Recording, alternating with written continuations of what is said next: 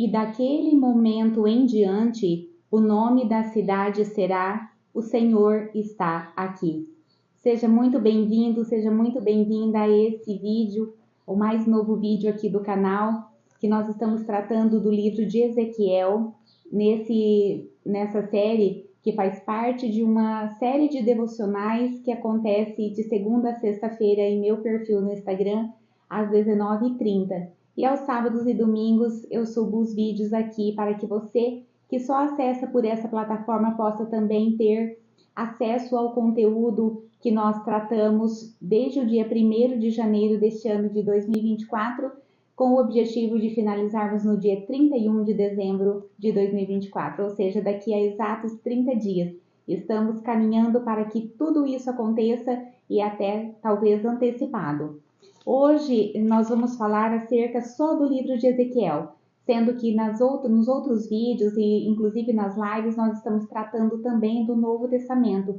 Porém, hoje eu decidi fazer um fechamento do livro de Ezequiel para não parar. Eu deixaria apenas um capítulo para tratar amanhã, ou no próximo vídeo, ou na próxima live. Na verdade, vai ser na live de amanhã no dia 2/12 de 2024. Mas eu decidi fazer o fechamento do livro de Ezequiel hoje e deixar o Novo Testamento para tratar também isoladamente na segunda-feira, ou seja, amanhã, dia 2/12. Hoje nós veremos os capítulos de 45 a 48 do livro do Ezequiel, o profeta Ezequiel, que teve uma experiência magnífica com o Senhor. Ele foi arrebatado, ele foi levado para, agora desde o capítulo 40, nós estamos vendo que ele foi a um monte alto em Israel, e ele viu como se fosse uma cidade, alguns prédios, e um homem começou a mostrá-lo como que seria o templo, passando as medidas, passando todos os detalhes de como deveria ser reconstruído ou construído o templo. Os estudiosos não chegaram a um veredicto, digamos assim, acerca de qual cidade seria essa, já que ele apenas trata que é no estado do Israel. Nós estamos vendo hoje, principalmente no capítulo 45, como vai se dar a divisão das terras, os pesos e as medidas, as festas, tudo conforme nós vimos praticamente lá no início, no Pentateuco ainda, Deus passando para Moisés as medidas do tabernáculo. Depois Deus, quando eles foram quando foram tomar posse da terra de Canaã, Deus também especificou como seriam a distribuição das terras. Os levitas teriam uma parte de herança, eles não iriam trabalhar a terra porque eles eram responsáveis pelos trabalhos no templo, eles teriam como herança o próprio Senhor. O Senhor disse isso em várias passagens, que a herança dos levitas era o próprio Deus.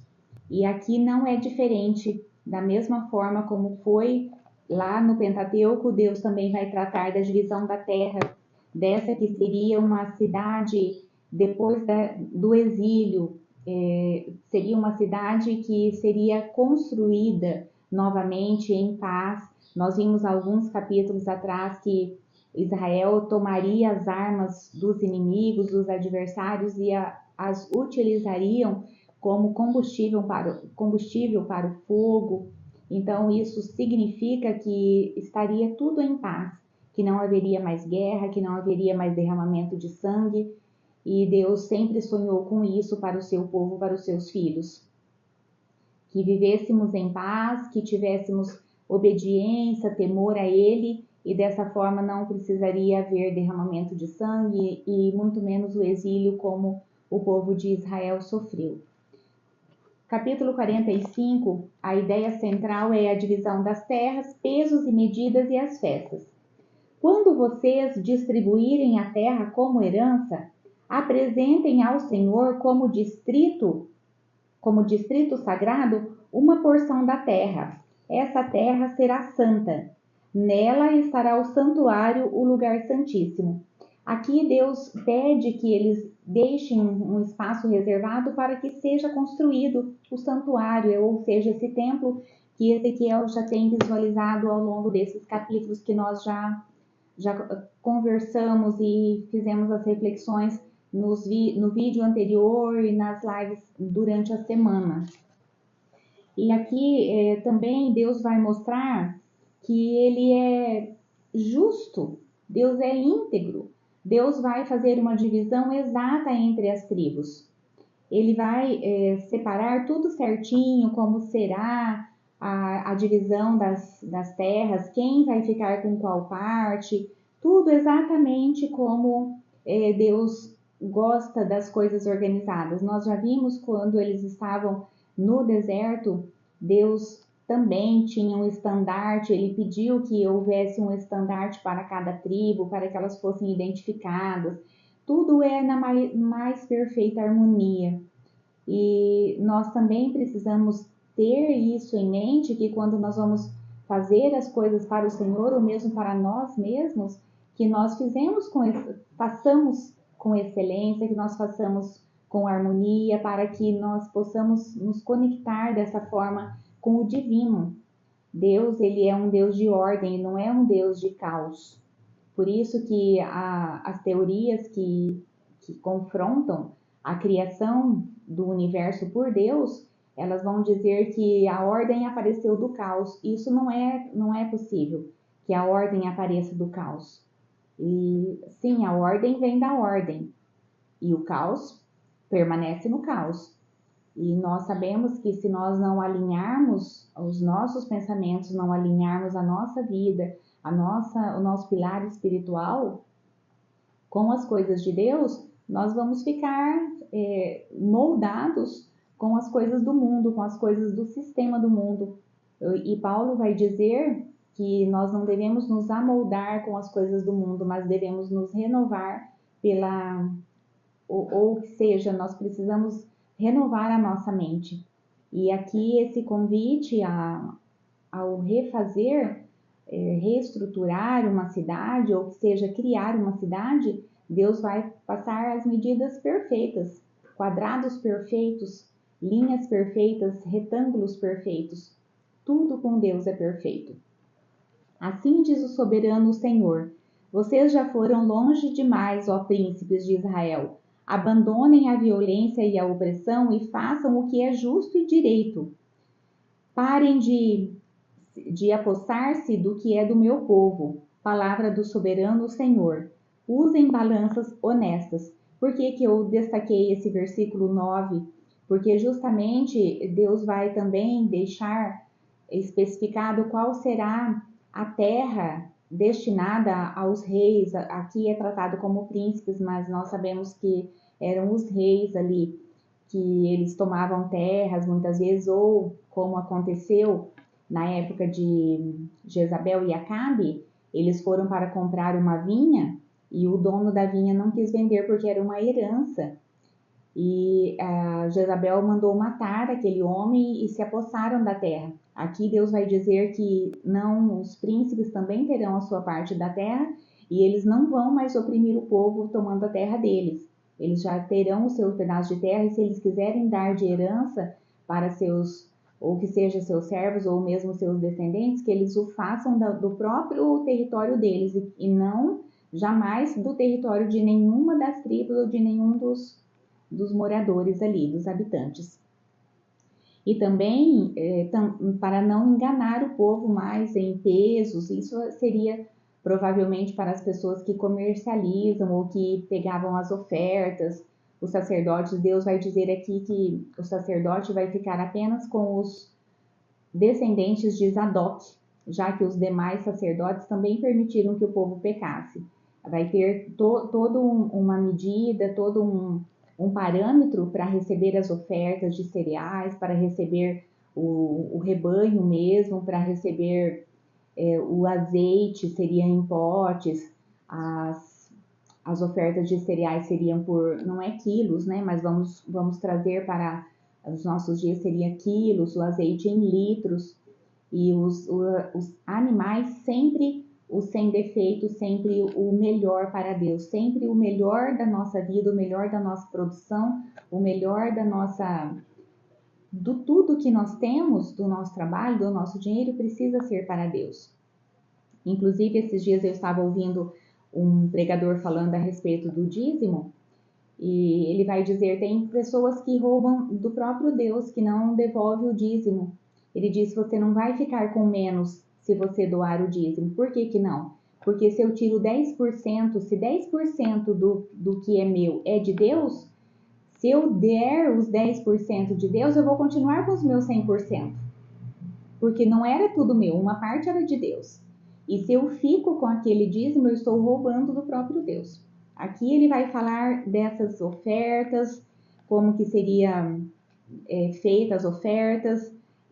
Também ele vai falar acerca das festas, que nós devemos ter as festas para o Senhor. Isso foi se perdendo na nossa cultura. Hoje, os feriados que seriam para nós glorificarmos a Deus, nós honrarmos a Deus, nós utilizamos para fazer as nossas coisas. Muitos viajam, muitos vão para fazer acampamento. Tem os acampamentos, sim, das denominações, mas também não é exatamente, talvez, para glorificar, não é algo específico para Deus, para honrar a Deus. Geralmente os acampamentos são para nosso crescimento pessoal, válido, porque se eu utilizar isso para Deus depois, mas e se eu não utilizo? Os próprios domingos ou sábados que eram destinados a fazer as coisas para Deus, aqui eles vão dizer sobre isso, foram se perdendo nesse mundo que nós estamos vivendo capitalista. Infelizmente foi se perdendo isso, e se eu não faço isso no dia que é dedicado ao Senhor, eu não faço em outro dia da semana, e assim vai se perdendo essa dedicação nossa ao Deus. Das ofertas ainda, ele diz que teriam as ofertas apresentadas, ofertas sagradas, que seria um cesto ali de uma arroba, então não é tudo uma parte de 10. Olha ali, ele vai falar que a oferta da arroba seria um cesto.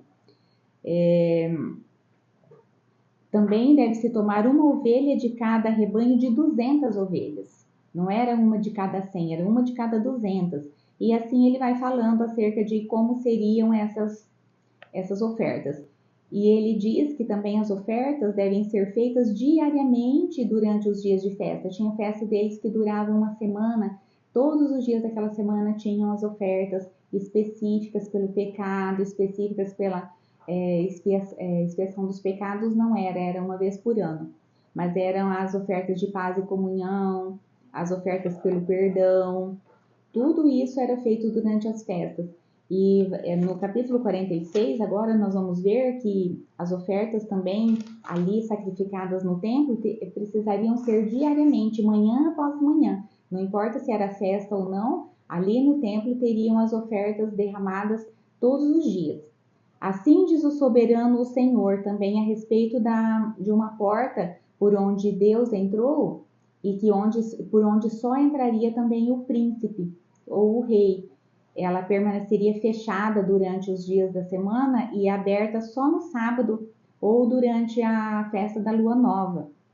Então diz assim diz o soberano o Senhor, a porta do pátio interno que dá para o leste ficará trancada nos 6 dias úteis, mas no sábado e no dia da lua nova será aberta.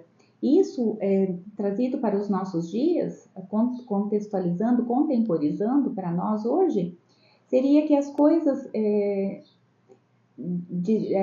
sagradas, elas não é para ser misturadas com o comum. As coisas sagradas é para permanecer sagradas e as coisas comuns permanecerem comuns. Então essa porta aqui, ela era só para ser utilizada no sábado e também nas festas da lua nova. Não era para todos os dias ficar utilizando essa porta, já que o templo também se utilizava de outras portas. Essa seria mais ou menos assim, a ideia central do capítulo 46, que era as instruções acerca das ofertas. Então, Não é toda a oferta que é 1/10.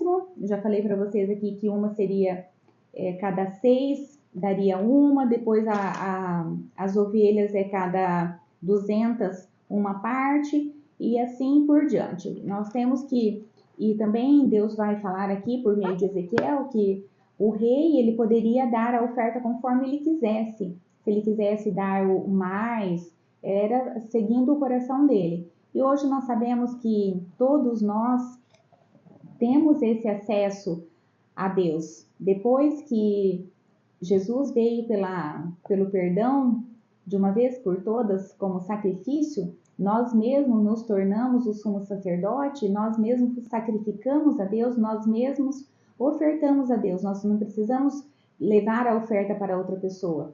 E eu entendo que essa parte aqui que Deus diz que que o rei poderia dar o que ele quisesse, da forma que ele quisesse, também serve para nós, já que nós nos tornamos sacerdotes, sacerdotisas, profetas, profetisas, reis e rainhas, depois da vinda de Jesus no meio de nós. Aqui ainda não havia vindo o Messias, ele só estava sendo apontado, mas ele vai se manifestar mesmo no Novo Testamento. Então, quando Jesus veio, nós todos nos tornamos reis, rainhas, sacerdotes, sacerdotisas, profetas e profetisas. E assim nós podemos dar a nossa oferta conforme o nosso coração nos pede, que muitas vezes nós damos menos do que o coração nos pede. Então sejamos generosos com as coisas de Deus, porque Ele é generosíssimo conosco. Olha quantos detalhes que Ele vai apontando aqui para restabelecer o seu povo lá em Israel. Deus não é mesquinho, Deus não é avarento, Deus é generoso, Deus sempre quer dar o melhor para os seus filhos. E por que nós vamos fazer o nosso pior para Deus? Não, se é para Deus, precisa ser o meu melhor sempre. Capítulo 47, nós vamos ver que Deus ele é o equilíbrio da nação. Deus é a balança. Deus é aquele que tudo harmoniza. Aqui é aquele capítulo famoso a respeito das águas que saíam do templo. Já ouvi várias vezes pregações acerca dessa passagem e inicia assim. Esse homem que Ezequiel está tratando aqui é o homem que ele disse que parecia ser de bronze, que estava com uma corda de linho na mão e uma vara de medir. E ele disse assim: o homem levou-me de volta à entrada do templo e vi água saindo de debaixo da soleira do templo. O homem foi para o lado leste com uma linha de medir na mão e, enquanto ia, mediu 500 metros e levou-me pela água que batia no tornozelo. Olha só, então 500 metros a água estava no tornozelo. Ele vai dizer aqui que mediu mais 500 metros e a água chegava no joelho. Ele disse que mediu mais 500 metros e a água chegou na cintura. Mediu mais 500 metros, mas agora era um rio que eu não conseguia atravessar, porque a água havia aumentado e era tão profunda que só se podia atravessar a nado. Então essa água ela saía do templo baixa, que dava no tornozelo, depois conforme media mais 500 metros ia no joelho, mais 500 metros ia na cintura e mais 500 metros Ezequiel não conseguiu mais atravessar, só se fosse a nado. E ele foi levado de volta, quando ele viu que não conseguia atravessar, foi levado de volta à margem do rio. E ele viu muitas árvores em cada lado do rio. E essas águas, elas se dirigiam para o Mar Morto, que eu nunca visitei, eu não posso dizer, mas as pessoas que visitaram lá dizem que a água do Mar Morto é tão salgada que você consegue boiar sem auxílio de nada. E ali não há vida, pela quantidade de sal. E o homem vem falar assim para Ezequiel, esse homem que estava medindo: quando deságua no mar, a água ali é saneada. Por onde passar o rio, haverá todo tipo de animais e de peixes, porque essa água flui para lá e saneia a água salgada, de modo que onde o rio fluir, tudo viverá. Que coincidência essa água sair de debaixo do templo e ela ir levando vida para onde ela está indo.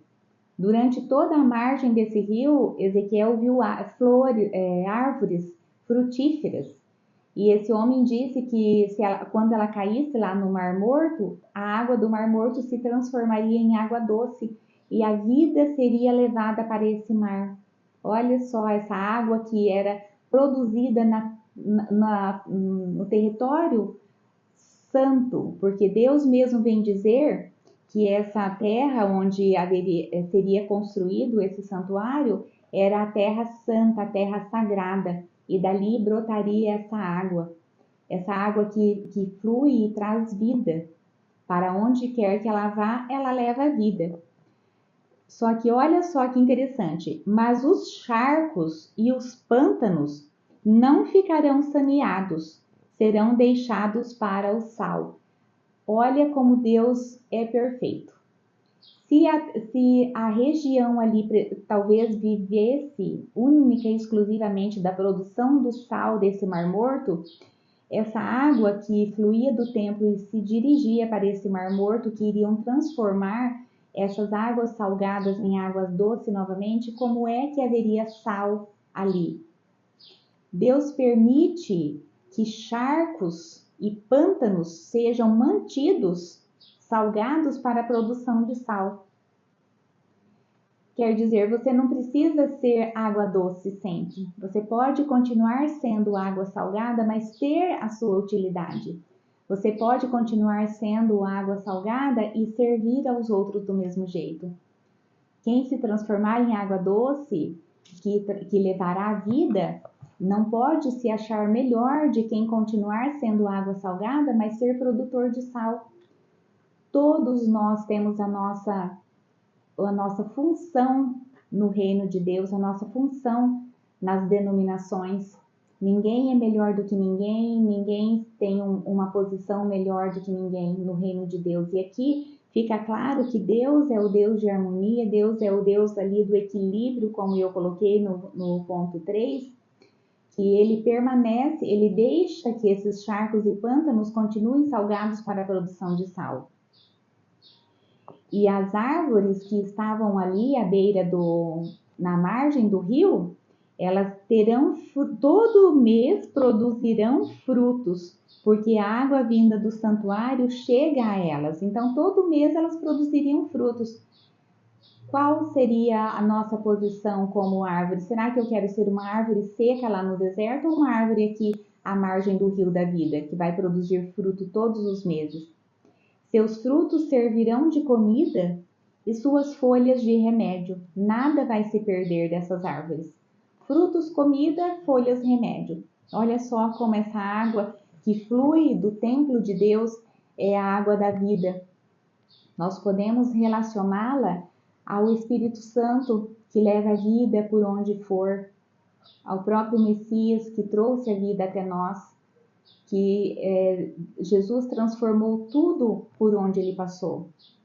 Mas aquelas pessoas que continuaram sendo as mesmas que eram antes e aquelas funções também específicas, Deus não as tirou de lá, Jesus não as tirou de lá. Todos nós temos funções nas nossas posições dentro do reino de Deus. E esse capítulo ele finaliza dessa forma e vai começar o capítulo 48 falando especificamente das tribos, como elas herdariam as terras. Todas teriam a mesma quantidade de terra, mas cada uma em uma posição diferente, sendo que os levitas e os descendentes de Zadok teriam a primeira porção ali perto do templo, porque eles fariam o serviço no templo. E assim Deus foi especificando que, olha, ele coloca, uma porção será a porção sagrada para os sacerdotes. Ele vem falar da terra, sempre porção sagrada, uma dádiva sagrada que como tal vocês reservarão. A terra que vocês distribuirão às tribos de Israel como herança e serão as suas porções, palavra do soberano Senhor. Deus sempre vai tratar a terra que ele está restabelecendo o seu povo, o povo de Israel, sempre como sagrada, sempre como santa, e isso fica um ponto para nós pensarmos, para refletirmos como é que nós estamos tratando a nossa terra, como é que nós estamos tratando o pedaço de chão que nós moramos, a casa que nós habitamos. Será que eu também chamo o chão da minha casa de sagrado ou eu chamo de inferno? Será que a minha casa é um pedacinho do céu ou é o próprio inferno na terra? Como é que eu tenho me referido à casa que eu moro, ao local que eu habito, à cidade que eu moro? Será que a cidade que eu moro é amaldiçoada ou é abençoada? Olha só como Deus trata a porção de terra que ele vai dividir entre o seu povo. Porção sagrada, é uma dádiva sagrada que vocês receberão. Sempre Deus vai tratar a terra dessa forma. E porque nós que estamos herdando essa terra, nós estamos tratando com tamanho descaso. E por fim, ele vai falar no capítulo 48, já estamos finalizando, das portas da cidade. Teriam as portas, 4 portas, essa cidade para o norte, para o sul, para o leste, para o oeste, e cada porta teria um nome de uma das tribos. E assim Deus foi organizando tudo, e essa visão de Ezequiel vai terminar que os estudiosos não sabem se essa visão vai se cumprir literalmente ou se ela vai se cumprir espiritualmente, se vai se cumprir na Nova Jerusalém que Deus prometeu implantar, mas ela termina assim, que depois que estiver tudo com essas medidas, todas as tribos instaladas, as portas com os nomes, tudo exatamente como Deus estabeleceu, finaliza assim: e daquele momento em diante o nome da cidade será O Senhor está aqui. Quero ler novamente para que você preste muita atenção.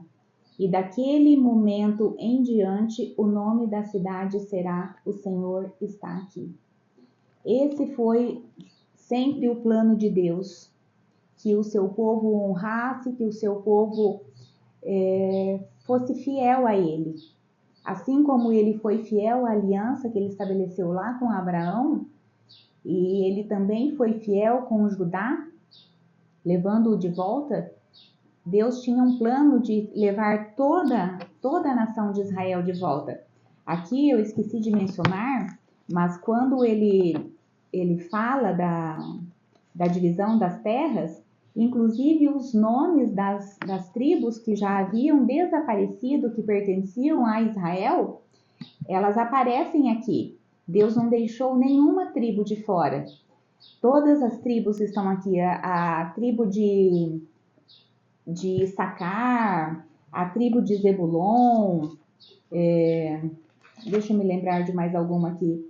A tribo de Naftali, Manassés, Asser, acho que eu já havia dito, todas elas que já haviam desaparecido no primeiro exílio, no exílio de Israel, que foi para a Síria, elas já não existiam mais, mas aqui nos planos de Deus, sim, elas existem. Sim, Deus pretende restabelecer tudo que desapareceu da sua vida. Deus pretende restituir você de tudo que desapareceu da sua vida. Se o que desapareceu da sua vida foi a saúde, foi a paz, se foi a paz no seu casamento, a fidelidade, se foi as suas finanças, Deus vai restituir, porque Ele não deixa ninguém de fora dos planos dele. Só que para isso você precisa dizer o seu sim. Para isso você precisa estar também consciente dos planos de Deus para a sua vida e obedecer, assim como nós vimos em João. Crer, obedecer e amar. Crer que Jesus é o Messias, obedecer a Deus e amar o próximo. Eu tenho certeza que se nós cumprirmos esses pré-requisitos, Deus vai restituir tudo aquilo que nós perdemos, porque Ele não quer que nenhum de nós também nos percamos. E assim eu finalizo esse vídeo, convido você a curtir, compartilhar aqui e também a comentar esse vídeo e faça parte daquele grupo seleto lá no Instagram que está todos os dias às 19h30 para reflexões de toda a parte da Bíblia, que nós já estamos aí quase finalizando a leitura anual da Bíblia. Um beijo no seu coração, fique em paz, fique com Deus e até o próximo vídeo. Tchau!